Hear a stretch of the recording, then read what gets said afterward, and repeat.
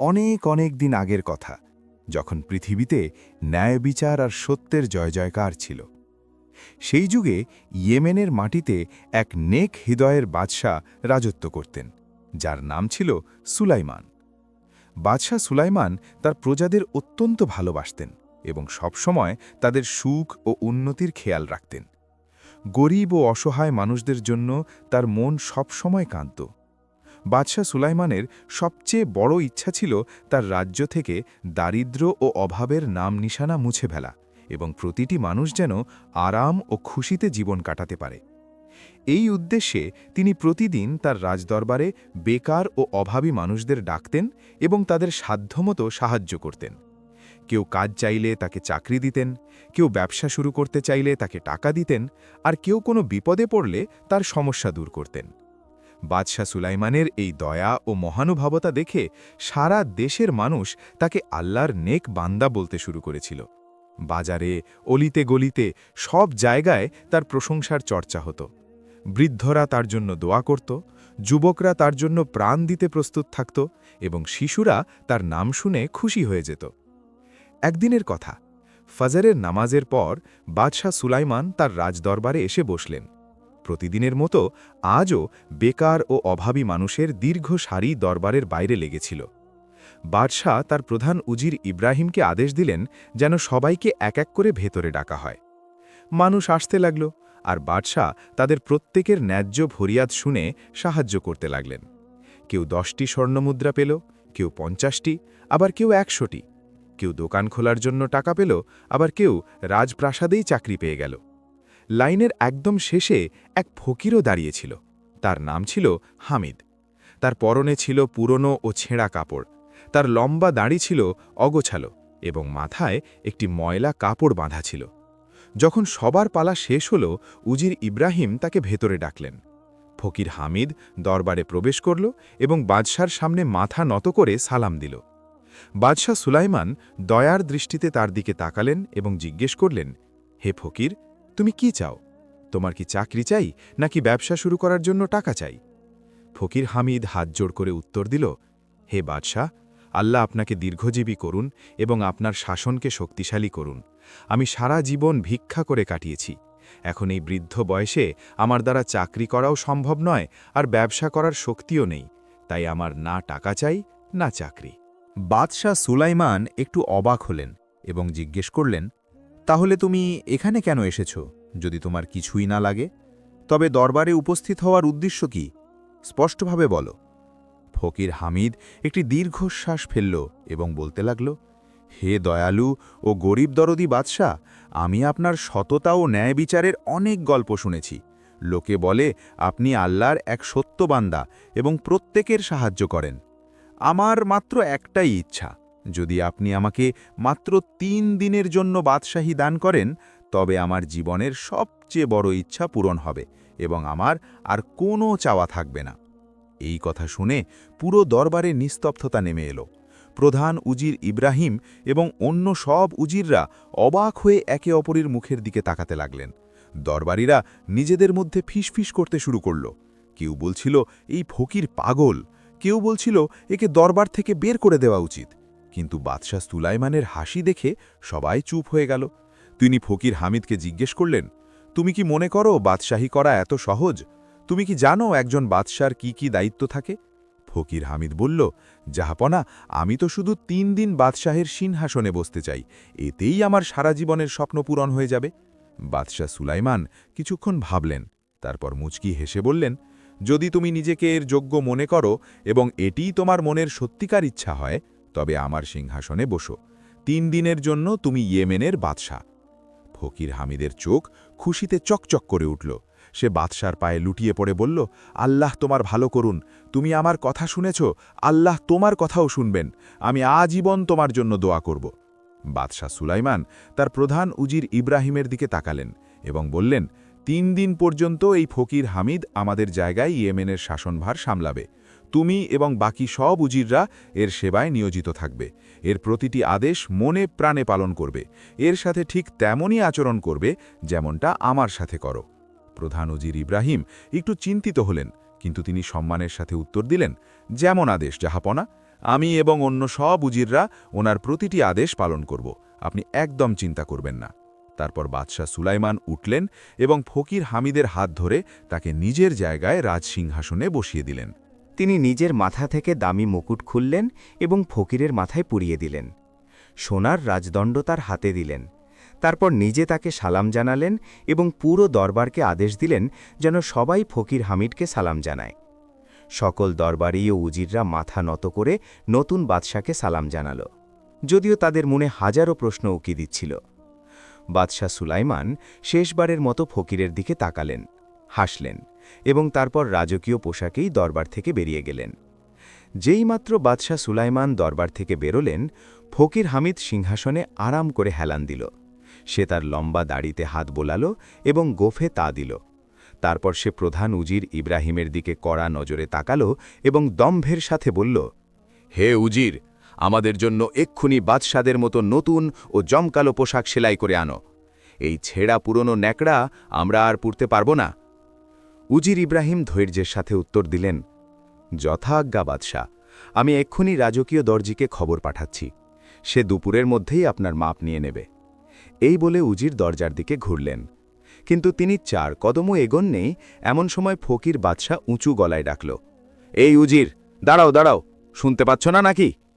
উজির ইব্রাহিম থামলেন এবং সম্মানের সাথে জিজ্ঞেস করলেন, জি হুজুর, আর কি আদেশ? ফকির হামিদ নিজের পেটে হাত বুলিয়ে বলল, আমরা খুব ক্ষুধার্ত, আগে খাবার তৈরি করতে বলো। কাপড় তো পরেও বানানো যাবে, কিন্তু ক্ষুধা সহ্য হচ্ছে না। উজির ইব্রাহিম বুঝিয়ে বললেন, বাদশাহ, খাবার তো আগে থেকেই তৈরি আছে, কিন্তু নিয়ম অনুযায়ী দরবার শেষ হওয়ার আগে খাবার দস্তরখানে সাজানো হয় না। যদি আপনি চান তবে দরবার মুলতবি ঘোষণা করতে পারেন। ফকির বাদশাহ মেজাজ দেখিয়ে বলল, তো দরবার শেষ করার জন্য কি হাতি খোঁজার দরকার আছে? কোনো বিশেষ অনুষ্ঠান করতে হবে? শুধু এইটুকুই তো বলতে হবে যে এখন সবাই যার যার বাড়ি গিয়ে আরাম করো, দরবার শেষ। এই কথা শুনে দরবারীরা অবাক হয়ে গেল। কেউ কখনো এভাবে দরবার শেষ হতে দেখেনি। সাধারণত বাদশাহ সুলাইমান অত্যন্ত আদব ও ভদ্রতার সাথে সবাইকে বিদায় দিতেন, কিন্তু আজকের দৃশ্য ছিল একদম আলাদা। দরবারীরা উঠে দাঁড়ালো এবং নিজেদের মধ্যে কানাঘুষু করতে লাগল। কেউ বলছিল, অদ্ভুত লোক, না আছে কথা বলার ধরন, না আছে কোনো ভদ্রতা। কেউ বলছিল, বসে তো গেল বাদশাহ হয়ে, দেখি কি করে। কেউ বলছিল, বাদশাহ সুলেমান এটা কি করলেন, এই 3 দিন খুব ভারী পড়বে। যাই হোক, সব দরবারীরা চলে গেল এবং উজির ইব্রাহিম ফকির বাদশাকে খাবার খাওয়ার রাজকীয় কক্ষে নিয়ে গেলেন। এই কক্ষটি ছিল অত্যন্ত চমৎকার। দেয়ালে দামি পর্দা ঝুলছিল, মেঝেতে নরম গালিচা পাতা ছিল এবং একটি বিশাল দস্তরখানে হরেক রকমের সুস্বাদু খাবার সাজানো ছিল। ফকির হামিদ সেই খাবারগুলো দেখে নিয়ন্ত্রণহীন হয়ে পড়ল। তার চোখ চকচক করে উঠল। সে দ্রুত নিজের পুরনো কম্বলটা খুলে একপাশে ছুঁড়ে মারল এবং চটজলদি দস্তরখানের সামনে বসে পড়ল। উজির ইব্রাহিম সম্মানের সাথে বললেন, হুজুর, আগে হাত তো ধুলে নিন, এটাই নিয়ম। ফকির ব্যাকা চোখে তাকিয়ে বিরক্তির সাথে বলল, অদ্ভুত বেয়াদব তো তুমি এটুকুও জানো না যে বাদশারা হাত ধোয়ে না? তাদের হাত সবসময় পবিত্র ও পরিষ্কার থাকে। শুধু বিসমিল্লা বলো আর খাওয়া শুরু করো। উজির ইব্রাহিম অবাক হয়ে বললেন, ক্ষমা করবেন হুজুর, আপনি যা বলেন। এবং মনে মনে ভাবলেন, হে আল্লাহ, এ কেমন বাদশা জুটল। ফকির হামিদ এক একটি প্লেটের দিকে তাকিয়ে দেখছিল। প্রথমে সে এক প্লেট থেকে মুরগির মাংসের একটি টুকরো তুলল, তারপর অন্য প্লেট থেকে কাবাব, তারপর তৃতীয়টি থেকে পোলাও, তারপর চতুর্থটি থেকে বিরিয়ানি। এভাবে সে প্রতিটি প্লেট থেকে এক এক গ্রাস নিচ্ছিল, যেন তার বিশ্বাসই হচ্ছিল না যে এসব সত্যি। উজিল ইব্রাহিম মনে মনে বলছিলেন, হতভাগা কখনো স্বপ্নেও এমন খাবার দেখেনি। আজ এসব দেখে কেমন অস্থির হয়ে যাচ্ছে, মনে হচ্ছে সবকিছু একসাথে খেয়ে ফেলতে চায়। ফকির পেট ভরে খাবার খেল। সে এতটাই খেল যে তার পেট ফুলে গেল, কিন্তু তবুও দস্তরখানে অনেক খাবার বেঁচে গেল। তা দেখে সে উজিরকে ডাক দিল, এই উজির, এই বেঁচে যাওয়া খাবারগুলো কোনো জায়গায় লুকিয়ে রেখে দাও। আমরা সন্ধ্যায় এগুলোই খাব, কিন্তু সাবধান, রাখার সময় যেন কেউ না দেখে, না হলে লোকে কি বলবে? উজির ইব্রাহিম বুঝিয়ে বললেন, বাদশাহ, সন্ধ্যার চিন্তা করবেন না, আপনি তাজা খাবার পাবেন। এই সব বেঁচে যাওয়া খাবার কর্মচারীদের মধ্যে বিলিয়ে দেওয়া হবে। ফকির বাদশাহ রেগে গিয়ে বলল, কেমন বোকা লোক রে বাবা, আরে যদি সন্ধ্যার খাবার আমাদের পছন্দ না হয় তখন কি করব? এই জিনিসগুলো রাখা থাকলে অন্তত এগুলো তো খেতে পারবো, তাই না? উজির ধীর স্বরে বললেন, আপনি এখন আর ফকির নন বাদশাহ। বাদশাহর জন্য সবসময় সুস্বাদু খাবারই তৈরি করা হয়, তাই এই বেঁচে যাওয়া খাবারের চিন্তা বাদ দিন। ফকির হামিদ নিজের জামার হাতা দিয়ে হাত ও মুখ মুছল এবং একটি বিশাল ঢেকুর তুলল। তারপর বলল, আচ্ছা ঠিক আছে, যেমন তোমার ইচ্ছে, এখন এগুলো সরিয়ে নাও। সেবকরা সঙ্গে সঙ্গে সব প্লেট তুলে নিল। ফকির আবার একটা ঢেকুর তুলল। যেইমাত্র সেবকরা প্লেট নিয়ে যেতে শুরু করল, সে ডাক দিল, এই শোনো, শাহী টুকরার প্লেটটা এদিকে আনো। দুটা ঢেকুর আসাতেই পেটে একটু জায়গা হয়েছে। সেবক অবাক হয়ে তাকালো। ফকির চেঁচিয়ে উঠল, চেহারা কি দেখছ গাধা? এমনভাবে নিয়ে যাচ্ছ যেন তোমার বাপের মাল। সেবক ভয়ে ভয়ে প্লেটটি সামনে রেখে দিল এবং ফকির গপাগপ সেটাও খেয়ে ফেলল। তারপর সে আরও একটা বিশাল ঢেকুর তুলে বলল, এখন সব নিয়ে যাও। উজির ইব্রাহিম জিজ্ঞেস করলেন, হুজুর, এখন আপনি কি করতে চান? দরবারে কোনো কাজ আছে? ফকির হামিদ আড়মোড়া ভেঙে বলল, কাজ? আরে আমরা তো ঘুমাবো। খাবার খাওয়ার পর আমাদের ঘুম পাচ্ছে। আমাদের রাজকীয় বিছানায় নিয়ে চলো। এভাবে ৩ দিন ধরে ফকির হামিদ শাসন করার বদলে শুধু আরামায়েশ করল। সারাদিন সে খেত আর নরম বিছানায় পড়ে থাকত। কখনো গান শুনত, কখনো নাচ দেখত। কিছুক্ষণ পরপর কাপড় বদনাত আর সেবকদের গালিগালাজ করত। উজিরদের কথায় কথায় ধমক দিত এবং তাদের অযোগ্য বলত, আরে এটা কি এনেছ? আমরা তো ওটা চেয়েছিলাম। এত দেরি কেন হলো? তোমরা সব একদম বেকার। এই ধরনের কথা সে বলত। প্রাসাদের কর্মচারী, দাসী, উজির সবাই তার আচরণে অতিষ্ঠ হয়ে উঠেছিল। কেউ তার কাছে যেতে চাইত না। সবাই দিন গুনছিল যে কবে এই ৩ দিন শেষ হবে আর বাদশাহ সুলাইমান ফিরে আসবেন। অবশেষে আল্লাহ আল্লাহ করে চতুর্থ দিন সকাল হল। সবাই আল্লাহর শুকরিয়া আদায় করল। আলহামদুলিল্লাহ, এখন এই বেয়াদব ফকিরের হাত থেকে মুক্তি পাওয়া যাবে। বাদশাহ সুলাইমান ভোরবেলায় দরবারে উপস্থিত হলেন। তিনি সম্মানের সাথে ফকির হামিদকে বললেন, হে ফকির, এখন ৩ দিন পূর্ণ হয়েছে। এবার আপনি সিংহাসন ও মুকুট আমাদের ফিরিয়ে দিন। কিন্তু ফকির হামিদ গোফে তা দিতে দিতে দম্ভের সাথে বলল, আমরা ৩ দিনের বাদশাহীতে ভালো করে বুঝে নিয়েছি যে শাসন করাতে যে মজা আছে তা ভিক্ষাবৃত্তিতে একদমই নেই। এতদিন তুমি মজা করেছ, এখন আমরা মজা করব। তুমি জানো যে এখন আমরা ইয়েমেনের বাদশাহ এবং চিরকাল থাকব। এই কথা শুনে পুরো দরবারে পিনপতন নীরবতা নেমে এলো। প্রধান উজির ইব্রাহিম এবং অন্য উজিরদের মুখ ফ্যাকাশে হয়ে গেল। ফকির হামিদ সিংহাসনে বসে দম্ভের সাথে বলতে লাগল, আমরা আদেশ দিচ্ছি যে এই সুলাইমান এক্ষুনি তার রাজকীয় পোশাক খুলে খদ্দরের কাপড় পরবে এবং নিজের স্ত্রী সন্তানদের হাত ধরে আমাদের প্রাসাদ থেকে বেরিয়ে যাবে। যাও, নগরীর সীমানার বাইরে গিয়ে থাকো। ফিরে তাকালে তোমার চোখ উপরে চিল শকুনিকে খাইয়ে দেব। সে রাগে বাদশাহ সুলাইমানের দিকে আঙুল তুলে বলল, এই যে দাঁড়িয়ে দাঁড়িয়ে কি দেখছ? যাও না কেন? নাকি জল্লাদকে ডাকতে হবে? সব উজির ও দরবারি ভয়ে বাদশাহ সুলাইমানের দিকে তাকাতে লাগল যে তিনি কি আদেশ দেন। জল্লাদ জামিল তলোয়ার নিয়ে প্রস্তুত ছিল। শুধু বাদশাহ সুলাইমানের একটা ইশারার অপেক্ষা ছিল যে সে ফকিরের মাথা দেহ থেকে আলাদা করে দেবে। কিন্তু বাদশাহ সুলাইমান অত্যন্ত ধৈর্য ও প্রশান্তির সাথে ফকিরের দিকে তাকালেন এবং শান্ত কণ্ঠে বললেন, রাজত্ব আপনাকে মুবারক হোক হে হামিদ। আমি আমার স্ত্রী ও সন্তানদের নিয়ে প্রাসাদ থেকে চলে যাচ্ছি। আল্লাহ আপনাকে নিরাপদে রাখুন। এই কথা শুনে প্রধান উজির ইব্রাহিম অস্থির হয়ে বললেন, জাহাপনা, এমনটা করবেন না। এই ফকির পাগল, একে প্রাসাদ থেকে বের করে দেওয়া হোক। রাজ্য ধ্বংস হয়ে যাবে। সিংহাসন ও মুকুটের আপনিই প্রকৃত মালিক। অন্য উজিররাও হাত জোড় করে অনুরোধ করলেন, আলম্পনা, আমরা এই ফকিরের নয়, শুধু আপনার আনুগত্য করি। আদেশ দিন, আমরা একে এক্ষুনি বের করে দেব। কিন্তু বাদশাহ সুলাইমান মুচকি হেসে বললেন, না উজিররা, আল্লাহর এটাই ইচ্ছা। আমরা কথা দিয়েছিলাম ৩ দিনের জন্য, কিন্তু এখন যদি আল্লাহর ইচ্ছা হয় যে শাসনভার এর হাতেই থাকুক, তবে আমরা রাজি। এখন আমার আর রাজত্ব চাই না। তোমরা সবাই সততা ও ইমানদারির সাথে নিজেদের দায়িত্ব পালন করতে থাকো। আল্লাহ সব মুশকিল আসান করে দেবেন। এই বলে বাদশাহ সুলাইমান শেষবারের মতো তার প্রাসাদের দিকে তাকালেন এবং বাইরে চলে গেলেন। তার চোখে পানি ছিল না, বরং ছিল এক অদ্ভুত প্রশান্তি। তিনি রাজপ্রাসাদের অন্দরমহলে গেলেন, যেখানে তার স্ত্রী জাহরিন এবং 2 ছেলে থাকত। জাহরিন ছিলেন অত্যন্ত সুন্দরী, বুদ্ধিমতী এবং নেককার নারী। তাদের 2 ছেলে ছিল। বড় ছেলের নাম করিম, যার বয়স 9 বছর, এবং ছোট ছেলের নাম রহিম, যার বয়স 7 বছর। বাদশাহ সুলাইমান জাহরিন এবং 2 ছেলেকে কাছে ডাকলেন এবং বললেন, আমার প্রিয় পরিবার, এখন আমাদের এই প্রাসাদ ছাড়তে হবে। তোমাদের এই রাজকীয় পোশাক খুলে ফেলো এবং সাধারণ খদ্দরের কাপড় পরে নাও। আমি আর বাদশাহ নই, আমাদের অন্য কোথাও গিয়ে থাকতে হবে। 2 শিশু তাদের বাবার কথা শুনে চুপ হয়ে গেল। তারা বুঝতে পারছিল না কি হয়েছে। জাহরিন অবাক হলেন ঠিকই, কিন্তু তিনি মুখ দিয়ে একটি শব্দও উচ্চারণ করলেন না। স্বামীর ওপর তার পূর্ণ বিশ্বাস ছিল। তিনি শুধু জিজ্ঞেস করলেন, এটাই কি আল্লাহর ইচ্ছা? বাদশাহ সুলাইমান উত্তর দিলেন, হ্যাঁ, এটাই আল্লাহর ইচ্ছা। জাহরিন বললেন, তাহলে আমরা রাজি। আল্লাহ যা করেন মঙ্গলের জন্যই করেন। তারপর সবাই নিজেদের রাজকীয় পোশাক খুলে সাধারণ খদ্দরের কাপড় পরে নিলেন। বাদশাহ সুলাইমান তার 2 ছেলে করিম ও রহিমের হাত ধরলেন, জাহরিন তাদের সাথে চলতে লাগলেন এবং তারা 4 জন প্রাসাদ থেকে বেরিয়ে গেলেন। যখন তারা প্রাসাদের প্রধান ফটক দিয়ে বের হলেন, তখন বাইরে শত শত মানুষ জমা হয়েছিল। এই খবর পুরো শহরে ছড়িয়ে পড়েছিল যে বাদশাহ সুলাইমান প্রাসাদ ছেড়ে চলে যাচ্ছেন।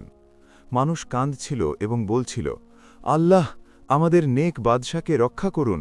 বাদশাহ সুলাইমান, আমরা আপনার সাথে আছি, আপনি ফিরে আসুন, আমরা ওই ফকিরকে মানব না। কিন্তু বাদশাহ সুলাইমান সবাইকে ইশারায় চুপ করালেন এবং বললেন, আমার প্রিয় ভাই ও বোনেরা, এটাই আল্লাহর ইচ্ছা, আমাকে ফিরিয়ে আনার চেষ্টা করো না। তোমরা সবাই নিজ নিজ ঘরে নিরাপদে থাকো এবং আল্লাহর কাছে দোয়া করো। আল্লাহ হাফেজ। এই বলে তিনি তার পরিবারের সাথে শহর ছেড়ে জঙ্গলের দিকে রওনা হলেন। রাস্তা ছিল দীর্ঘ ও কঠিন। দুপুরের তপ্ত রোদে হাঁটতে হাঁটতে বাচ্চারা ক্লান্ত হয়ে পড়লে বাদশাহ সুলাইমান তাদের পালাক্রমে কাঁধে বসিয়ে নিতেন। জাহরিন ক্লান্ত হলে কোনো গাছের ছায়ায় কিছুক্ষণ বিশ্রাম নিতেন। রাত হতে লাগল, তাই তারা একটি বড় গাছের নিচে তাঁবু ফেললেন। বাদশাহ সুলাইমান শুকনো কাঠ জোগাড় করে আগুন জ্বালালেন। গাছের ঝোপঝাড় থেকে কিছু বুনো কুল পেড়ে আনলেন। বাচ্চারা ক্ষুধা মেটাতে সেই কুল খেল এবং পানি পান করল।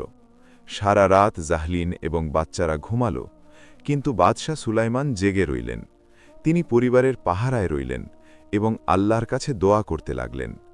সকাল হলে তারা আবার চলতে শুরু করলেন। এভাবে হাঁটতে হাঁটতে 1 সপ্তাহ কেটে গেল। অবশেষে তারা একটি ছোট শহরের বাইরে পৌঁছালেন। শহরটির নাম ছিল বসরা। জাহরিন বললেন, এখন আমাদের এই শহরেই থেকে যাওয়া উচিত। বাচ্চারা খুব ক্লান্ত হয়ে পড়েছে এবং আমাদের কাছে আর কিছুই নেই। কোনো সরাইখানায় একটি ছোট ঘর ভাড়া নিন, যাতে অন্তত মাথা গোজার ঠাঁই হয়। তারপর আপনি খাটাখাটনি করে কিছু পয়সা রোজগার করবেন। বাদশাহ সুলাইমানের এই প্রস্তাব পছন্দ হল। তারা শহরে প্রবেশ করলেন এবং সরাইখানা খুঁজতে লাগলেন। শহরের মাঝখানে একটি বড় সরাইখানা পাওয়া গেল, যার মালিক ছিলেন হাসান নামের এক বৃদ্ধ। বাদশাহ সুলাইমান তাকে বললেন, হে হাসান মিয়া, আমাদের ভাড়ায় একটি ছোট ঘর চাই। আমরা জীবনধারণের জন্য পরিশ্রম করব এবং আপনাকে ভাড়া দিতে থাকব।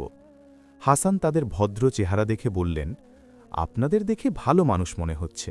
এই নিন, ওপরতলার একটি ছোট ঘর আছে, আপনারা সেখানে থাকতে পারেন। মাসের ভাড়া 10 দিরহাম। বাদশাহ সুলাইমান ধন্যবাদ জানালেন এবং পরিবারের সাথে সেই ঘরে চলে গেলেন। ঘরটি ছিল খুবই ছোট, মাত্র একটি কক্ষ এবং একটি জানালা, কিন্তু অন্তত তারা নিরাপদ ছিলেন। পরদিন সকালে বাদশাহ সুলাইমান নামাজ পড়ে কাজের সন্ধানে বের হলেন। শহরের বাজারে ঘুরতে ঘুরতে তিনি ইউসুফ নামের এক কাঠমিস্ত্রির দোকান দেখতে পেলেন। বাদশাহ সুলাইমান তাকে বললেন, ওস্তাদ, আপনার কি কোনো শ্রমিকের প্রয়োজন আছে? আমি কাজ করতে প্রস্তুত। ইউসুফ তাকে আপাদমস্তক দেখে বলল, তোমাকে তো ভদ্রলোক মনে হচ্ছে, মজুরের কাজ করবে? বাদশাহ সুলাইমান বললেন, হালাল রুজি কামানো কোনো লজ্জার বিষয় নয়, আমাকে কাজ দিন। ইউসুফ তার কথা পছন্দ করল। সে বলল, ঠিক আছে, তুমি আমার সাথে কাজ করতে পারো। সারাদিনের মজুরি 1 দিরহাম পাবে। এভাবে বাদশাহ সুলাইমান রোজ সকালে কাজে যেতেন এবং সন্ধ্যায় উপার্জন নিয়ে বাড়ি ফিরতেন। 1 দিরহাম দিয়ে তিনি খাবার কিনতেন এবং পরিবারের ভরণ পোষণ করতেন। ওদিকে সেই শহরের বাইরে একই দিন একটি বড় কাফেলা এসে থামল। এটি ছিল মুরাদ নামের এক ধনী সওদাগরের কাফেলা। মুরাদকে বাইরে থেকে দেখতে খুব ভদ্র মনে হতো, কিন্তু আসলে সে ছিল এক বড় প্রতারক ও বদমাশ। সওদাগরি ছাড়াও তার আরেকটি কাজ ছিল, সে সুন্দরী নারীদের ছলনা করে ধরে নিয়ে দূরের শহরে দাসদাসীর বাজারে বিক্রি করে দিত। সে এ পর্যন্ত বহু নারীর সাথে এমন অপরাধ করেছে। মুরাদ থাকার জায়গা খুঁজতে শহরে এলো। সে এদিক সেদিক ঘুরতে ঘুরতে সরাইখানার দরজায় পৌঁছাল এবং ঘোড়া থেকে নেমে ভেতরে গেল। এখানে তার দেখা হলো বাদশাহ সুলেমানের সাথে, যিনি সন্ধ্যায় কাজ থেকে ফিরছিলেন। মুরাদ তার চেহারা দেখে মনে মনে ভাবল, এ তো খুব সহজ সরল ও বোকা মানুষ মনে হচ্ছে, একে সহজেই বোকা বানানো যাবে। তারপর সে খুব মিষ্টি সুরে বাদশাহ সুলেমানকে বলল, আদাব জনাব, আমি একজন সওদাগর এবং আমার কাফেলা শহরের বাইরে অবস্থান করছে। আমার আপনার কাছে একটি অনুরোধ আছে। বাদশাহ সুলেমান সম্মানের সাথে জিজ্ঞেস করলেন, বলুন, আমি কিভাবে আপনাকে সাহায্য করতে পারি? মুরাদ একটি দীর্ঘশ্বাস ফেলল এবং দুঃখী গলায় বলল, দেখুন জনাব, আমার স্ত্রীর সন্তান হতে চলেছে। তার অবস্থা খুব সংকটাপন্ন, কিন্তু আমাদের কাফেলায় কোনো দ্বিতীয় মহিলা নেই যে তাকে সাহায্য করতে পারে। যদি আপনি আপনার স্ত্রীকে কিছুক্ষণের জন্য আমার সাথে পাঠান, তবে হয়তো আমার স্ত্রীর প্রাণ বেঁচে যাবে। আমি আপনার কাছে চিরকৃতজ্ঞ থাকব। বাদশাহ সুলেমানের মুরাদের অবস্থার ওপর দয়া হল। তিনি ভাবলেন, একজন নারীর প্রাণ বাঁচানো অনেক বড় পুণ্যের কাজ। তিনি সঙ্গে সঙ্গে বললেন, ঠিক আছে ভাই সাহেব, আমি আমার স্ত্রীর সাথে কথা বলি, আপনি একটু অপেক্ষা করুন। বাদশাহ সুলেমান ওপরে নিজের ঘরে গেলেন এবং জাহরিনকে সব খুলে বললেন। জাহরিনও সঙ্গে সঙ্গে বললেন, যদি কারো সাহায্য করতে পারি তবে অবশ্যই করা উচিত, আমি যাচ্ছি। জাহরিন তার চাদর ঠিক করে নিচে নেমে এলেন। মুরাদ তাকে দেখে মনে মনে খুব খুশি হল। জাহরিন এত সুন্দরী ছিলেন যে মুরাদের অসৎ উদ্দেশ্য আরও পাকা হয়ে গেল। মুরাদ অত্যন্ত ভদ্রতার সাথে বলল, আল্লাহ আপনার উপর রহম করুন বিবিজি, চলুন, আমার কাফেলা এখান থেকে অল্প দূরেই। বাদশাহ সুলেমান বললেন, আমিও সাথে যাই। কিন্তু মুরাদ চটজলদি বলল, না না জনাব, মেয়েদের ব্যাপারে পুরুষদের থাকা ঠিক নয়, আপনি চিন্তা করবেন না, আমি ওনাকে নিরাপদে ফিরিয়ে দিয়ে যাব। বাদশাহ সুলেমান ভাবলেন কথাটা ঠিকই। তিনি জাহরিনকে বললেন, খোদা হাফেজ, তাড়াতাড়ি ফিরে এসো। জাহরিন মুরাদের সাথে চলে গেলেন। মুরাদ তাকে নিয়ে কিছুক্ষণ পায়ে হেঁটে চলল, তারপর বলতে লাগল, দেখুন বিবিজি, কাফেলা বেশ দূরে, আপনি হাঁটতে হাঁটতে খুব ক্লান্ত হয়ে যাবেন, আর আমার স্ত্রীর অবস্থাও খুব খারাপ, জলদি পৌঁছানো দরকার। তাই আপনি কেন আমার সাথে ঘোড়ায় উঠছেন না? এতে আমরা তাড়াতাড়ি পৌঁছে যাব। জাহরিনের কাছে কথাটি যুক্তিসঙ্গত মনে হল। তিনি মুরাদের সাথে ঘোড়ায় চড়লেন। মুরাদ সঙ্গে সঙ্গে ঘোড়াকে তাড়া দিল এবং ঘোড়া বাতাসির বেগে ছুটতে লাগল। ঘোড়া এত দ্রুত ছুটল যে জাহরিন সামলানোর সুযোগও পেলেন না। অল্প সময়ের মধ্যেই তারা কাফেলার কাছে পৌঁছে গেল। মুরাদ ঘোড়ার গতি কমিয়ে তার সঙ্গীদের আদেশ দিল, আমি সামনে যাচ্ছি, তোমরা সবাই এক্ষুনি আমার পিছু নাও, দেরি করবে না। তারপর মুরাদ ঘোড়াটিকে আবার জোরে ছোটাল এবং একটি ভিন্ন পথ ধরল। জাহরিন বুঝতে পারলেন কিছু একটা গোলমাল আছে। তিনি চিৎকার করতে শুরু করলেন, তুমি আমাকে কোথায় নিয়ে যাচ্ছ? ঘোড়া থামাও, ঘোড়া থামাও, আমি ফিরে যেতে চাই। কিন্তু মুরাদ কোনো কথা শুনল না। সে ঘোড়াটিকে আরও জোরে ছুটিয়ে অনেক দূরে নিয়ে গেল। জাহরিন চিৎকার করতে লাগলেন, কিন্তু আশেপাশে কেউ ছিল না যে তাকে সাহায্য করতে পারে। এদিকে বাদশাহ সুলাইমান সরাইখানায় অপেক্ষা করছিলেন। 2 ঘণ্টা গেল, 3 ঘণ্টা গেল, কিন্তু জাহরিন ফিরলেন না। বাদশাহ সুলাইমান অস্থির হতে লাগলেন। তখনই সরাইখানার মালকিন বৃদ্ধ হাসানের স্ত্রী ফাতেমা সেখান দিয়ে যাচ্ছিলেন। তিনি বাদশাহ সুলাইমানকে চিন্তিত দেখে জিজ্ঞেস করলেন, কি ব্যাপার ভাই, আপনাকে এত চিন্তিত দেখাচ্ছে কেন? বাদশাহ সুলাইমান তাকে সব খুলে বললেন। ফাতেমা অবাক হয়ে বললেন, আপনি অনেক বড় ভুল করে ফেলেছেন। এই শহরে প্রায়ই বদমাশ লোকেরা সওদাগরের বেশে আসে এবং এখানে থাকা সহজ সরল মুসাফিরদের ধোঁকা দিয়ে পালিয়ে যায়। আমি নিজে এমন অনেক ঘটনা দেখেছি। আশ্চর্যের বিষয়, একজন ভদ্রলোক হয়েও আপনি নিজের স্ত্রীকে এক পরপুরুষের সাথে পাঠিয়ে দিলেন। এই কথা শুনে বাদশাহ সুলাইমান ভীষণ ঘাবড়ে গেলেন। তার বুক ধরফর করতে লাগল। তিনি সঙ্গে সঙ্গে উপরে গিয়ে তার 2 ছেলে করিম ও রহিমকে জাগালেন। ওঠো বাবারা, তাড়াতাড়ি ওঠো, আমাদের তোমাদের মাকে খুঁজতে যেতে হবে। 2 শিশু ঘুম থেকে উঠে ভয় পেয়ে জিজ্ঞেস করতে লাগল, আব্বাজান, মা কোথায় গেছে? বাদশাহ সুলাইমান বললেন, আমার সাথে চলো, পথে বলছি। তিনি 2 সন্তানকে নিয়ে সঙ্গে সঙ্গে সেই পথের দিকে রওনা হলেন যে পথে মুরাদ গিয়েছিল। রাতের অন্ধকার নেমে আসছিল, কিন্তু বাদশাহ সুলাইমান থামতে রাজি ছিলেন না। হাঁটতে হাঁটতে তারা সেই জায়গায় পৌঁছলেন যেখানে কাফেলা ছিল, কিন্তু এখন সেখানে কেউ নেই। শুধু মাটিতে ঘোড়া ও উঁটের পায়ের ছাপ। বাদশাহ সুলাইমান একজন পথচারীকে থামিয়ে জিজ্ঞেস করলেন, ভাই সাহেব, আপনি কি এখানে কোনো কাফেলা দেখেছেন? পথচারী উত্তর দিল, হ্যাঁ জনাব, একটি বড় কাফেলা এখান দিয়ে গিয়েছিল। তারা খুব দ্রুত চলে গেছে এবং এখন তো অনেক দূরে চলে যাওয়ার কথা। বাদশাহ সুলাইমানের পায়ের নিচ থেকে মাটি সরে গেল। তার চোখে পানি চলে এলো, কিন্তু তিনি নিজেকে সামলালেন। তিনি 2 সন্তানের হাত শক্ত করে ধরলেন এবং দ্রুত পায়ে নিশানার ওপর চলতে লাগলেন। সারা রাত তারা হাঁটতে থাকলেন। করিম আর রহিম ক্লান্ত হয়ে পড়ছিল, কিন্তু তারা কিছু বলল না। তাদেরও মায়ের জন্য চিন্তা হচ্ছিল। সকাল হতে লাগল, তখন তারা একটি নদীর তীরে পৌঁছালেন।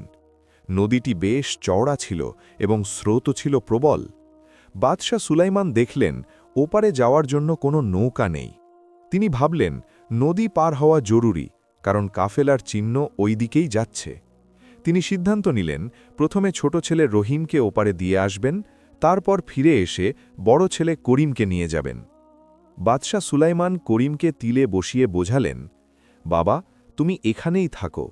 আমি আগে রহিমকে ওপারে রেখে আসি, তারপর তোমাকেও নিয়ে যাব। ভয় পেও না এবং এখানেই বসে থেকো। করিম মাথা নাড়ল। সে 9 বছরের বুঝদার ছেলে ছিল। বাদশাহ সুলাইমান রহিমকে কাঁধে বসালেন এবং নদীতে নামতে লাগলেন। পানি ছিল ঠান্ডা এবং স্রোত ছিল প্রবল। বাদশাহ সুলাইমান খুব সাবধানে পা ফেলছিলেন। যখন তিনি মাঝ নদীতে পৌঁছালেন, হঠাৎ পেছন থেকে করিমের জোরে চিৎকার শোনা গেল, আব্বাজান, আব্বাজান, বাঁচাও! বাদশাহ সুলাইমান আতঙ্কিত হয়ে পেছনে ফিরলেন। তিনি দেখলেন একটি বিশাল নেকড়ে করিমকে মুখে কামড়ে ধরে নিয়ে যাচ্ছে। হে আল্লাহ, করিম! বাদশাহ সুলাইমান চিৎকার করলেন। রহিম ও তার বড় ভাইকে দেখে ভয়ে চিৎকার করতে লাগল এবং বাবার গলা শক্ত করে আঁকড়ে ধরল। বাদশাহ সুলাইমান ভীষণ ঘাবড়ে গেলেন। তার সারা শরীর কাঁপতে লাগল। তিনি বড় ছেলেকে বাঁচানোর জন্য ফিরে যেতে চাইছিলেন, কিন্তু মাঝ নদীতে দাঁড়িয়েছিলেন এবং কাঁধে ছিল ছোট ছেলে। সেই হুড়োহুড়িতে রহিমের হাত তার গলা থেকে ফসকে গেল এবং সে নদীতে পড়ে গেল।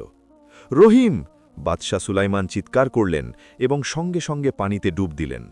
তিনি অনেক চেষ্টা করলেন, অনেক হাত পা ছুঁড়লেন, সব দিকে দেখলেন, কিন্তু রহিমের কোনো খোঁজ মিলল না। প্রবল স্রোত তাকে ভাসিয়ে নিয়ে গেছে। বাদশাহ সুলাইমান অবশেষে হাল ছেড়ে তীরে উঠে এলেন। তিনি সেখানেই বসে জোরে জোরে কাঁদতে লাগলেন।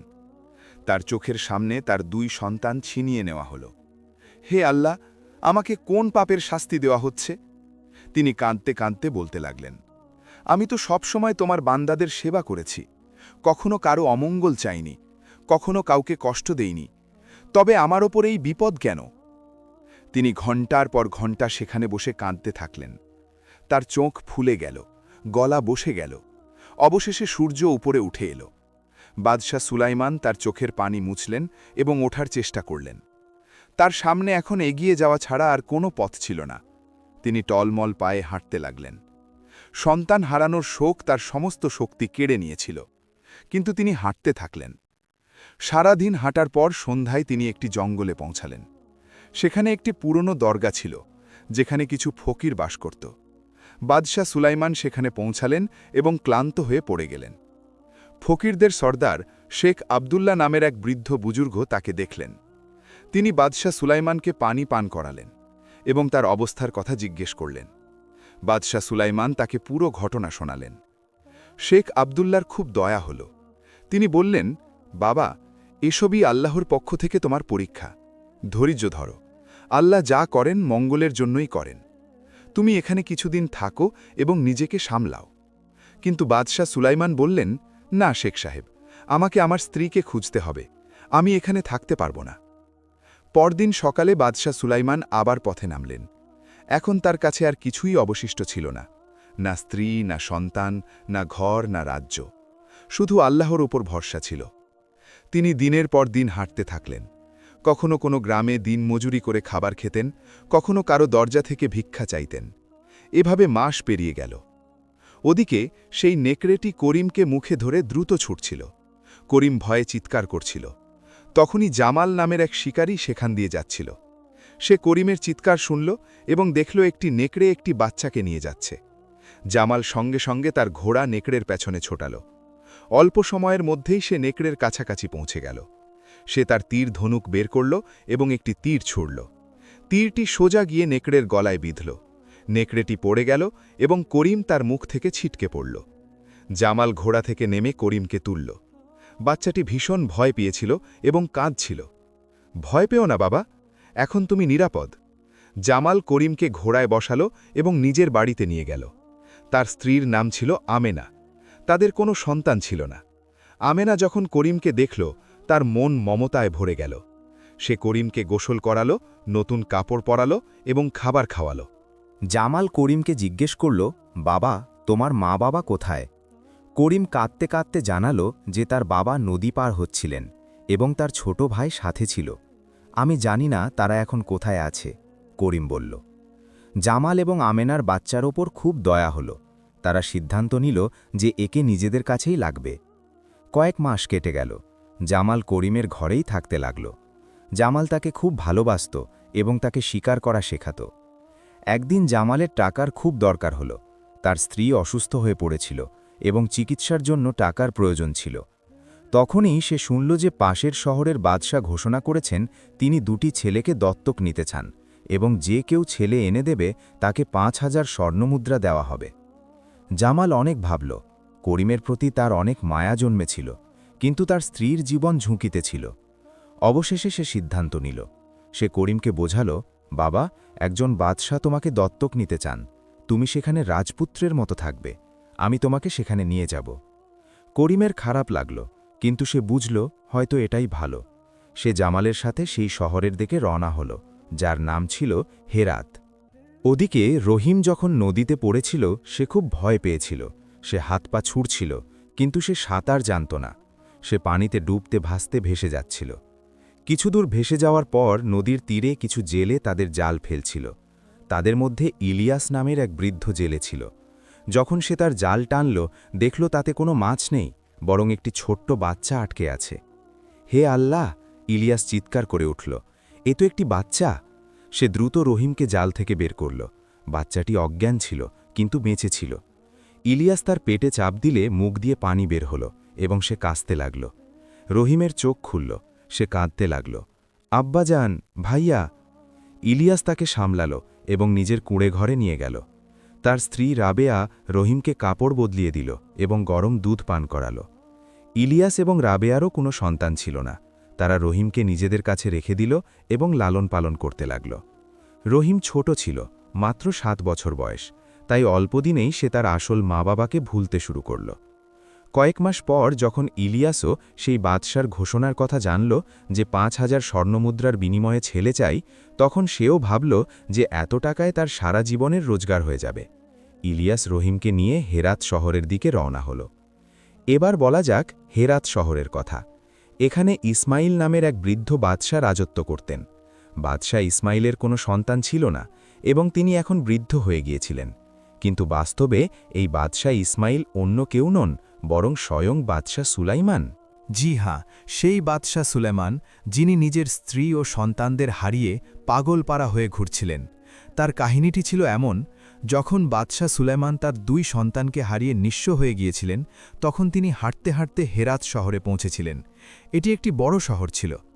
যেদিন তিনি সেখানে পৌঁছান, শহরের দরজায় হাজার হাজার মানুষ জড়ো হয়েছিল। বাদশাহ সুলেমান এক ব্যক্তিকে জিজ্ঞেস করলেন, ভাইসাব, এখানে এত ভিড় কেন? সেই ব্যক্তি উত্তর দিল, পরশু আমাদের বাদশাহ ইন্তেকাল করেছেন।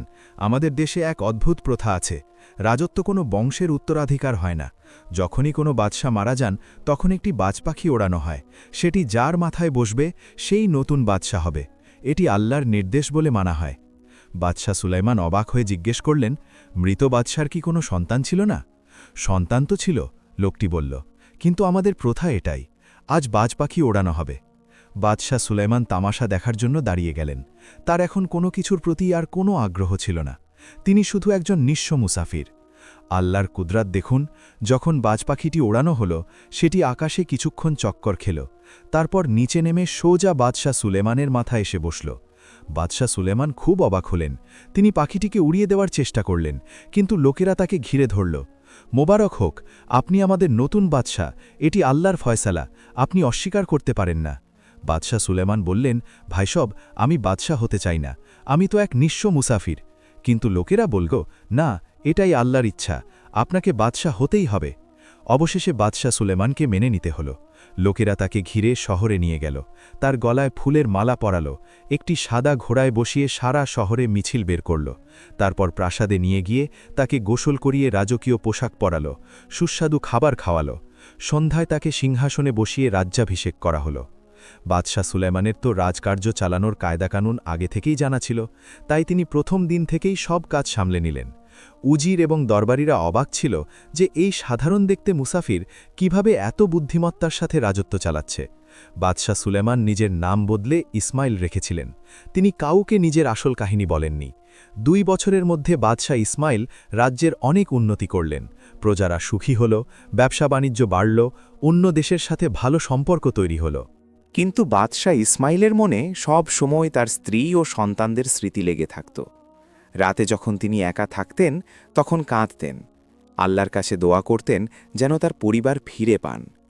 একদিন দরবারে বসে থাকতে থাকতে তার 2 ছেলের কথা খুব মনে পড়ল। তার চোখ দিয়ে পানি পড়তে লাগল।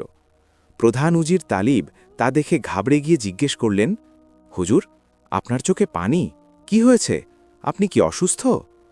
বাদশাহ ইসমাইল একটি দীর্ঘ শ্বাস ফেলে বললেন, না উজির, আমি অসুস্থ নই। আমি শুধু ভাবছিলাম যদি আমার সন্তান থাকত তবে আজ আমি কত খুশি হতাম। কেউ থাকত যে আমার পরে এই রাজ্য সামলাত।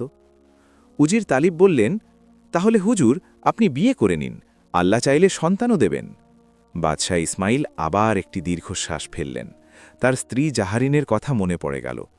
তিনি বললেন, না উজির, আমি বিয়ে করব না, কিন্তু হ্যাঁ, আমি চাই তুমি সারা শহরে ঘোষণা করে দাও যে আমি 2টি ছেলেকে দত্তক নিতে চাই। যারা তাদের ছেলেদের দিতে চায় তাদের 5,000 স্বর্ণমুদ্রা পুরস্কার দেওয়া হবে। প্রধান উজির পরদিন সারা শহরে এই ঘোষণা করে দিলেন। 3-4 দিন পর অনেক লোক তাদের ছেলেদের নিয়ে দরবারে হাজির হল। তাদের মধ্যে শিকারী জামালও ছিল যে করিমকে নিয়ে এসেছিল, এবং জেলে ইলিয়াসও ছিল যে রহিমকে নিয়ে এসেছিল। বাদশাহ ইসমাইল এক এক করে ছেলেদের ডাকলেন এবং তাদের সাথে কিছুক্ষণ কথা বললেন। যখন করিমের পালা এলো, বাদশার বুকটা ধক করে উঠল। এই ছেলেটিকে তার খুব চেনা চেনা লাগছিল। তিনি করিমকে জিজ্ঞেস করলেন, বাবা, তোমার নাম কি? করিম, ছেলেটি উত্তর দিল। তোমার মা বাবা কোথায়? করিমের চোখে পানি চলে এলো। আমি জানি না, এক নেকড়ে আমাকে তুলে নিয়ে গিয়েছিল। আমার আব্বা আমার ছোট ভাইকে নিয়ে নদী পার হচ্ছিলেন। বাদশাহ ইসমাইলের বুক কেঁপে উঠল। এ তো তার নিজের ছেলে, কিন্তু তিনি নিজেকে সামলালেন। এখন কিছু বলা ঠিক হবে না। তারপর রহিমের পালা এলো। বাদশাহ তাকেও জিজ্ঞেস করলেন, বাবা, তোমার নাম? রহিম, ছোট ছেলেটি বলল। তুমি কোথা থেকে এসেছ? রহিমের খুব বেশি কিছু মনে ছিল না, কারণ সে খুব ছোট ছিল যখন এসব ঘটেছিল। সে শুধু বলল, আমাকে জেলেরা নদী থেকে তুলেছিল। বাদশাহ ইসমাইলের চোখ ভিজে এলো। তিনি পুরোপুরি নিশ্চিত হলেন যে এই দুজন তার নিজেরই সন্তান, কিন্তু এখন মনের কথা গোপন রাখলেন। তিনি 2 ছেলেকে কাছে ডাকলেন এবং বললেন, তোমরা দুজন খুব ভালো এবং বুদ্ধিমান, আমি তোমাদের দুজনকেই দত্তক নিচ্ছি। তারপর তিনি জামাল এবং ইলিয়াসকে 5,000 করে স্বর্ণমুদ্রা দিয়ে বিদায় করলেন। 2 ছেলেকে নতুন রাজকীয় পোশাক পরালেন। বাদশাহ ইসমাইল দুজনকে বললেন, আজ থেকে তোমরা দুজন আমার ছেলে। আমি সব সময় তোমাদের মঙ্গলের খেয়াল রাখব এবং তোমরা আমাকে নিজের বাবা মনে করবে। 2 ছেলে খুশি মনে সম্মতি জানালো। তারা প্রাসাদে রাজপুত্রের মতো থাকতে লাগল। বাদশাহ ইসমাইলের মন আনন্দে ভরে গেল। তিনি তার 2 ছেলেকে ফিরে পেয়েছেন, যদিও ছেলেরা তাকে চিনতে পারছে না। 1 সপ্তাহ পর তিনি দুজনের শিক্ষা ও প্রশিক্ষণের জন্য সেরা শিক্ষক নিয়োগ করলেন। ছেলেদের সব বিদ্যা শেখানো হতে লাগল। তলোয়ার চালনা, ঘোড়সওয়ারি, বই পড়া, রাজকার্য পরিচালনা। বাদশাহ ইসমাইল এই 2 ছেলেকে এতটাই ভালোবাসতেন যেন তারা তার নিজেরই সন্তান। রাতে তিনি তাদের নিজের কাছেই শোয়াতেন, তাদের সাথে নাস্তা করতেন এবং খাবার খেতেন। দরবারেও তাদের নিজের 2 পাশে বসাতেন, করিমকে ডান দিকে, রহিমকে বাম দিকে। এভাবে 2 ছেলে দরবারের আদব কায়দাও শিখতে লাগল। তারা খুব খুশি ছিল। এখন কথা বলা যাক সেই বদমাশ সওদাবর মুরাদের। মুরাদ, যে বাদশাহ সুলাইমানের স্ত্রী জাহারিনকে নিয়ে পালিয়েছিল, সে আসলে এই হেরাত শহরেরই বাসিন্দা ছিল। পুরনো বাদশার সাথে তার ভালো সম্পর্ক ছিল এবং সে তাকে প্রচুর উপহার দিত। যখন মুরাদ 2 বছর পর নিজের দেশে ফিরে এলো তখন সে জানতে পারল যে পুরনো বাদশাহ মারা গেছেন এবং এক নতুন বাদশাহ রাজত্ব করছেন। মুরাদের তোষামত করা এবং বাদশাদের সাথে বন্ধুত্ব করার অভ্যাস ছিল। সে ভাবল নতুন বাদশাকেও খুশি করে নেওয়া উচিত। সে অনেক দামি উপহার নিয়ে প্রাসাদে হাজির হল। সে বাদশাহ ইসমাইলকে বলল, আলম্পনা, আমি এই দেশেরই বাসিন্দা, সওদাগরি আমার পেশা। 2 বছর বাইরে থাকার পর ফিরে এসেছি, আপনার জন্য উপহার নিয়ে হাজির হয়েছি। বাদশাহ ইসমাইল উপহার গ্রহণ করলেন। তিনি মুরাদের চেহারা দেখলেন। কিছু চেনা চেনা লাগল, কিন্তু নিশ্চিত হতে পারলেন না। তিনি মুরাদকে তার ঘনিষ্ঠ লোকজনের মধ্যে সামিল করে নিলেন। মুরাদ রোজ প্রাসাদে আসত এবং এদিক ওদিকের গল্প বলে ও তোষামত করে চলে যেত। এভাবে মুরাদের আসা যাওয়ায় 1.5 মাস কেটে গেল। শুরুতে বাদশাহ ইসমাইল তাকে সাধারণ সওদাগর মনে করতেন, কিন্তু ধীরে ধীরে তার সন্দেহ হতে লাগল যে এই লোকটির মধ্যে কিছু সমস্যা আছে। মুরাদের আচরণ অদ্ভুত ছিল। সে প্রাসাদের বিভিন্ন অংশে উঁকি ঝুঁকি দিত, কখনো এখানে কখনো ওখানে। কেউ দেখলে চুপচাপ দাঁড়িয়ে থাকত, আর একা থাকলে এদিক ওদিক ঘুরত। এক রাতে বাদশাহ ইসমাইল 2 শাহজাদা করিম ও রহিমকে ডাকলেন। তিনি বললেন, বাবারা, কাল রাতে যখন এই সওদাগর মুরাদ প্রাসাদ থেকে বের হবে, তোমরা দুজন চুপচাপ তার পিছু নেবে। দেখবে সে কোথায় থাকে, তার কাছে কেমন লোক আসে এবং সে কি করে। কিন্তু সাবধান, সে যেন তোমাদের না দেখে। 2 ছেলে বলল, জি আব্বাজান, আমরা অবশ্যই যাব। পরের রাতে যখন মুরাদ প্রাসাদ থেকে বের হল, 2 শাহজাদা চুপচাপ তার পিছু নিল। মুরাদ সোজা তার হাবেলির দিকে চলে গেল, পথে কোথাও থামল না। 2 ছেলে হাবেলির দরজার কাছে দেওয়াল ঘেঁষে বসে পড়ল। রাত অনেক গভীর হয়েছিল এবং চারদিকে নিস্তব্ধতা ছিল। কিছুক্ষণ পর রহিমের ঘুম পেতে লাগল। সে করিমকে বলল, ভাইজান, আমার ঘুম পাচ্ছে, এই নিস্তব্ধতায় ঘুম আরও তাড়াতাড়ি আসছে, চলো আমরা নিজেদের মধ্যে কথা বলি। করিম বলল, ঠিক আছে, কিন্তু আস্তে বলবে, যাতে কেউ শুনতে না পায়। রহিম জিজ্ঞেস করল, ভাইজান, একটা কথা বলো, যে লোকটি তোমাকে 5000 স্বর্ণমুদ্রায় বাদশার কাছে দিল, সে কি তোমার আসল বাবা ছিল? তার কি তোমার প্রতি মায়া ছিল না? করিম উত্তর দিল, না ভাই, সে আমার আসল বাবা ছিল না। সে তো এক শিকারী জামাল ছিল, যে আমাকে নেকড়ের হাত থেকে বাঁচিয়েছিল। আমার আসল বাবা তো ইয়েমেনের বাদশা ছিলেন। ইয়েমেনের বাদশা? রহিম অবাক হয়ে জিজ্ঞেস করল। হ্যাঁ, করিম বলল, একদিন আমার আব্বা আমাকে আর আমার ছোট ভাইকে নিয়ে এক নদীর তীরে গেলেন। আমার ভাইয়ের নাম ছিল রহিম। আব্বা রহিমকে কাঁধে বসিয়ে নদীতে নামলেন, আমাকে তীরে রেখে দিয়েছিলেন। কিন্তু তখনই এক নেকড়ে এসে আমাকে তুলে নিয়ে যেতে লাগল। আমি চিৎকার করলাম, আব্বা দেখলেন এবং ঘাবড়ে গেলেন। সেই ঘাবড়ানোতে রহিম তার কাঁধ থেকে পড়ে নদীতে ভেসে গেল।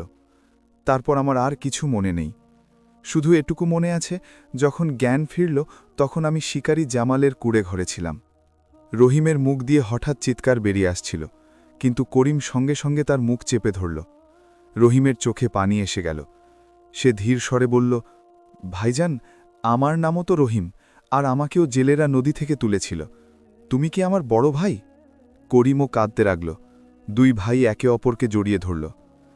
হ্যাঁ, করিম বলল, তুমিই আমার ছোট ভাই। আল্লাহ আমাদের আবার মিলিয়ে দিলেন। তারা দুজন আনন্দ ও বেদনার কান্না কাঁদছিল। আনন্দ এই জন্য যে তারা একে অপরকে খুঁজে পেয়েছে, আর বেদনা এই জন্য যে তাদের মা বাবার কি হয়েছে। তখনই হাবেলির একটি জানালা থেকে এক মহিলার বেদনা ভরা কণ্ঠস্বর ভেসে এলো, আমার বাচ্চারা, তোমাদের দুঃখিনী মা এখানে বন্দী আছে, আমাকে বাঁচাও। 2 ছেলে চমকে একে অপরের মুখের দিকে তাকালো। করিম বলল, এ তো আমাদের মায়ের গলার আওয়াজ। রহিমও চিনতে পারল, হ্যাঁ ভাইজান, এটা আম্মাজানেরই গলা, তিনি এই হাবেলিতেই বন্দী আছেন। 2 জন সঙ্গে সঙ্গে উঠল এবং দৌড়াতে দৌড়াতে প্রাসাদের দিকে ছুটল। সোজা বাদশাহ ইসমাইলের ঘরে পৌঁছে দরজায় ধাক্কা দিতে লাগল। বাদশাহ ইসমাইল ঘুমাচ্ছিলেন। যখন তিনি দরজা খুললেন, 2 ছেলে তার পায়ে জড়িয়ে ধরে কাঁদতে লাগল। কি হয়েছে বাবারা? বাদশাহ ঘাবড়ে গিয়ে বললেন, এত রাতে তোমরা এখানে কেন, আর কাঁদছ কেন? করিম কাঁদতে কাঁদতে বলল, আব্বাজান, আমরা জানতে পেরেছি যে আমরা আসল ভাই। রহিম বলল, আর আব্বাজান, আমাদের মা ওই সওদাগার মুরাদের হাবেলিতে বন্দী আছেন, আমরা তার গলার আওয়াজ শুনেছি। বাদশাহ ইসমাইলের বুক জোরে ধড়ফড় করতে লাগল। তার চোখে পানি এসে গেল। কি? তিনি জিজ্ঞাসা করলেন, তোমাদের মা সেখানে বন্দী? জি হ্যাঁ, দুজনই একসাথে বলল। তারপর তারা বাদশাকে পুরো ঘটনা শোনাল। কিভাবে তারা জানতে পারল যে তারা ভাই এবং কিভাবে তারা তাদের মায়ের আওয়াজ শুনেছে। বাদশাহ ইসমাইল দুজনকে বুকে জড়িয়ে ধরলেন এবং বললেন, আমার প্রিয় বাচ্চারা, আমিই তোমাদের আসল বাবা, আমিই বাদশাহ সুলাইমান। তোমরা কি আমাকে চিনতে পারোনি? দুই ছেলে অবাক হয়ে গেল। তারপর তারা ভালো করে তাকালো। জি হ্যাঁ, এ তো তাদের আব্বাজানই ছিলেন, শুধু একটু বৃদ্ধ হয়ে গেছেন এবং দাড়ি লম্বা হয়েছে। আব্বাজান! দুজনেই চিৎকার করে বাবার সাথে লেপটে গেল। তিনজনেই খুব কাঁদল, খুশির কান্না। কিছুক্ষণ পর বাদশাহ সুলাইমান নিজেকে সামলালেন। তিনি বললেন, বাচ্চারা, এখন আমাদের তোমাদের মাকে বাঁচাতে হবে, কিন্তু এখন কিচ্ছু বলা যাবে না। কাল আমরা ওই বদমাশকে শায়েস্তা করব। পরদিন সকালে যখন সওদাগর মুরাদ দরবারে এলো, বাদশাহ খুব মেহেরবানির সাথে তাকে বললেন, মুরাদ মিয়া, আজ আমাদের ইচ্ছা আমরা তোমার হাবেলি দেখতে যাব। তুমি এতবার আমাদের দাওয়াত দিয়েছ, কিন্তু আমরা কখনো যেতে পারিনি। আজ কি যাওয়া যাবে? মুরাদ একটু ঘাবড়ে গেল, কিন্তু না করতে পারল না। সে বলল, আলহামতনা, আমার হাবেলি আপনার পায়ের যোগ্য নয়, তবে আপনার ইচ্ছা হলে আমি খুব খুশি হব। কাল আসুন, আমি প্রস্তুতি নেব। বাদশাহ বললেন, না না, কাল কেন, আজই যাব, এক্ষুনি। মুরাদের মুখের রং উড়ে গেল, কিন্তু সে কিছু বলতে পারল না। বাদশাহ তার দুই ছেলে এবং কিছু উজির ও সিপাহীকে সাথে নিয়ে মুরাদের হাবেলিকে পৌঁছালেন। মুরাদ ঘাবড়ে গিয়ে তাদের খাতির যত্ন করল, নাচনেওয়ালিদের ডাকল, পানীয় পরিবেশন করল। নাচ দেখার পর বাদশাহ বললেন, মুরাদ মিয়া, তোমার হাবেলি খুব সুন্দর, আমরা এটি ঘুরে দেখতে চাই, সব ঘর দেখাও। মুরাদের প্রাণ শুকিয়ে গেল, কিন্তু সে কি করতে পারে? সে তাদের এক একটি ঘর দেখাতে লাগল। শুধু একটি ঘর বাকি রইল, যে ঘরে জাহরিনকে বন্দি করে রাখা হয়েছিল। মুরাদ দ্রুত তাদের বাগানের দিকে নিয়ে যেতে চাইল। বাদশাহ বললেন, দাঁড়াও, এই ঘরটি কেন বাদ দিলে? এতে কি আছে? মুরাদ ঘাবড়ে গিয়ে বলল, এই ঘরে বিশেষ কিছু নেই হুজুর, শুধু কিছু পুরনো জিনিসপত্র রাখা আছে। বাদশাহ কঠোরভাবে বললেন, আমাদের সব ঘর দেখতে হবে, দরজা খোলো। মুরাদের আর কোনো পথ ছিল না, সে কাঁপতে কাঁপতে দরজা খুলল। ঘরের মাঝখানে একটি সুন্দর মূর্তি দাঁড়িয়েছিল, যার ওপর পর্দা ঢাকা ছিল। বাদশাহ বললেন, এই পর্দা সরাও। মুরাদ ধীরে ধীরে পর্দা সরাল। বাদশাহ দেখলেন, এ তো হুবহু জাহরিনের মূর্তি, সব কিছু একদম নিখুঁত, তার চেহারা, উচ্চতা, সব। বাদশার বুক ধক করে উঠল। তিনি বললেন, আমাদের এই মূর্তিটি খুব পছন্দ হয়েছে, এটি এক্ষুনি আমাদের প্রাসাদে পৌঁছে দাও। মুরাদ কাঁদতে লাগল, হুজুর, এটি আমার খুব দামি জিনিস, দয়া করে এটি এখানেই থাকতে দিন। বাদশাহ কঠোরভাবে বললেন, কক্ষণই না, এই মূর্তি এক্ষুনি আমাদের সাথে যাবে। উজিররা, এটি খুব সাবধানে তুলে প্রাসাদে নিয়ে চলো। উজিররা কর্মচারীদের ডাকল এবং মূর্তিটি তুলে নিল। মুরাদ হাত কোচলাতে লাগল। প্রাসাদে পৌঁছে বাদশাহ মূর্তিটিকে একটি বড় ঘরে রাখলেন। তারপর তিনি উজিরদের আদেশ দিলেন, এক্ষুনি সিপাহী পাঠাও এবং ওই সওদাগর মুরাদকে গ্রেপ্তার করে আনো। উজিররা অবাক হলেন, কিন্তু তারা আদেশ পালন করলেন। কিছুক্ষণ পর সিপাহীরা মুরাদকে গ্রেপ্তার করে নিয়ে এলো। মুরাদ বাদশার পায়ে পড়ে গেল, হুজুর, আমার কি অপরাধ? বাদশাহ কঠোর স্বরে বললেন, যে নারীর এই মূর্তি, তাকে এক্ষুনি আমাদের সামনে হাজির করো। মুরাদ বলল, হুজুর, আমি জানি না এটি কার মূর্তি, আমাকে এক ভাস্কর এটি দিয়েছিল।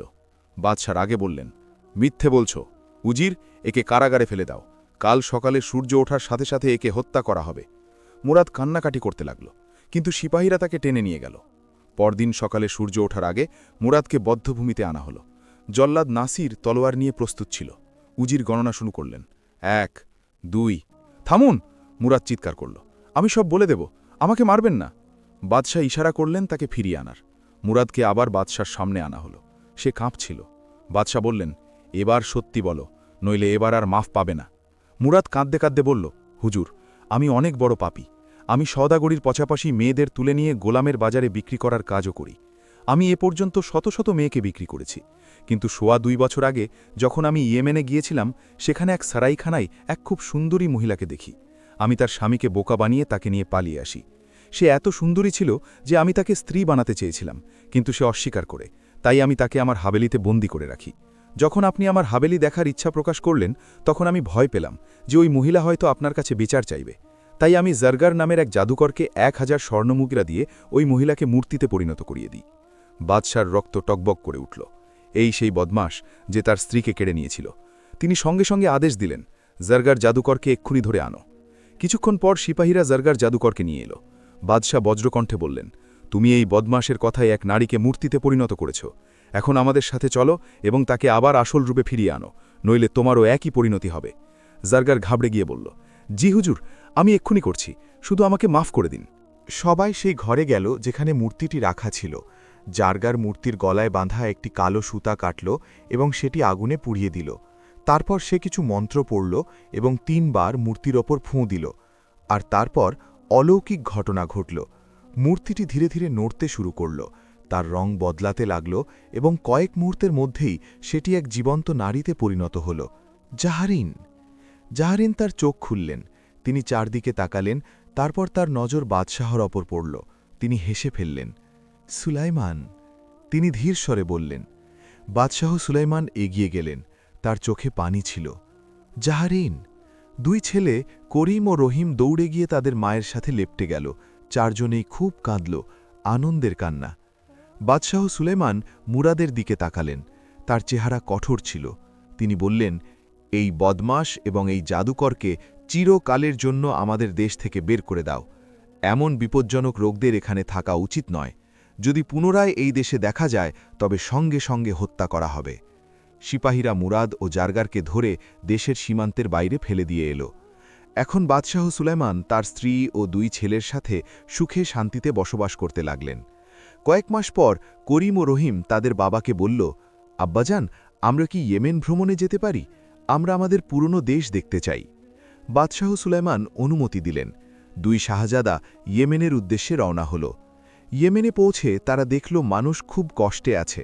ফকির হামিদ এখনও বাদশাহ হয়ে বসে আছে এবং পুরোপুরি লম্পট হয়ে গেছে। সে শুধু খাওয়া দাওয়া আর ফুর্তি করায় মগ্ন থাকত। রাজত্বের সব কাজ উজিরদের ওপর ছেড়ে দিয়েছিল। শাহজাদারা প্রধান উজির ইব্রাহিমের সাথে দেখা করল। যখন ইব্রাহিম জানতে পারলেন যে এরা বাদশাহ সুলাইমানের ছেলে, তখন তিনি খুব খুশি হলেন। শাহজাদারা, ইব্রাহিম বললেন, আপনারা একদম সঠিক সময়ে এসেছেন। এই ফকির যোগ্য বাদশাহ প্রমাণিত হয়নি, পুরো প্রজা অতিষ্ঠ। অন্য উজিরদেরও ডাকা হল। তারা একটি পরিকল্পনা করল। সেই রাতে উজিররা ফকির হামিদের খাবারে বিষ মিশিয়ে দিল। ফকির খাবার খেল এবং কয়েক ঘন্টার মধ্যেই তার মৃত্যু হল। পরদিন সকালে সারা শহরে ঘোষণা করে দেওয়া হল যে বাদশাহ হামিদ মারা গেছেন। তারপর প্রধান উজির ইব্রাহিম 2 শাহজাদাকে বললেন, এখন আপনারা আপনাদের বাবাকে এখানে ডেকে আনুন। এই দেশ উনারই, উনিই আমাদের আসল বাদশাহ। 2 শাহজাদা দ্রুত হেরাতে ঘিরে গেল এবং তাদের বাবাকে সব ঘটনা শোনাল। বাদশাহ সুলেমান তার স্ত্রী ও ছেলেদের নিয়ে ইয়েমেনে এলেন। যখন মানুষ দেখল যে তাদের প্রিয় বাদশাহ ফিরে এসেছেন, তখন পুরো শহরে আনন্দের বন্যা বয়ে গেল। মানুষ রাস্তায় নেমে এলো, বাদশাহ সুলাইমান জিন্দাবাদ স্লোগান উঠতে লাগল। ফুলের বৃষ্টি হতে লাগল। বাদশাহ সুলাইমানকে আবার ইয়েমেনের সিংহাসনে বসানো হল। সাথে তিনি হেরাতেরও বাদশাহ রইলেন। এভাবে তিনি 2 দেশের শাসনভার চালাতে লাগলেন। বাদশাহ সুলাইমান 2 দেশেরই অনেক উন্নতি করলেন। তার সময়ে মানুষ খুব সুখে শান্তিতে ছিল। ন্যায় বিচার প্রতিষ্ঠিত হল, গরিবদের সাহায্য করা হল এবং শান্তি বজায় রইল। করিম ও রহিম বড় হয়ে খুব ভালো শাহজাদা হল। তারা তাদের বাবার কাছ থেকে রাজত্বের সব কৌশল শিখল। বাদশাহ সুলাইমান এবং জাহারিন একটি দীর্ঘ ও সুখী জীবন কাটালেন। তারা যে কষ্ট সহ্য করেছিলেন তা ছিল আল্লাহর পক্ষ থেকে একটি পরীক্ষা, এবং তারা সেই পরীক্ষায় ধৈর্যের সাথে উত্তীর্ণ হয়েছিলেন। আল্লাহ তাদের ধৈর্যের পুরস্কার দিলেন, তাদের পরিবার ফিরিয়ে দিলেন, তাদের রাজত্ব ফিরিয়ে দিলেন এবং 2 দেশের বাদশাহী দান করলেন। এই গল্প থেকে আমরা এই শিক্ষা পাই, ধৈর্যের ফল মিষ্টি হয়। বাদশাহ সুলাইমান প্রতিটি বিপদে ধৈর্য ধরেছেন এবং আল্লাহর উপর ভরসা রেখেছেন। ভালোর প্রতিদান ভালোই হয়। বাদশাহ সুলাইমান সবসময় মানুষের সাহায্য করতেন, তাই আল্লাহও তার সাহায্য করেছেন। মিথ্যা ও প্রতারণার পরিণাম খারাপ হয়। ফকির হামিদ ও মুরাদ দুজনেরই খারাপ পরিণতি হয়েছে। পরিবার সবচেয়ে মূল্যবান। বাদশাহ সুলাইমানের কাছে রাজত্বের চেয়ে পরিবারের চিন্তা বেশি ছিল। আল্লাহর ইচ্ছায় সন্তুষ্ট থাকা উচিত। যা হয় ভালোর জন্যই হয়। এই গল্পটি আপনাদের কেমন লাগলো? যদি ভালো লেগে থাকে তবে লাইক করুন, শেয়ার করুন এবং এমনই আরও গল্পের জন্য সাথে থাকুন। ধন্যবাদ।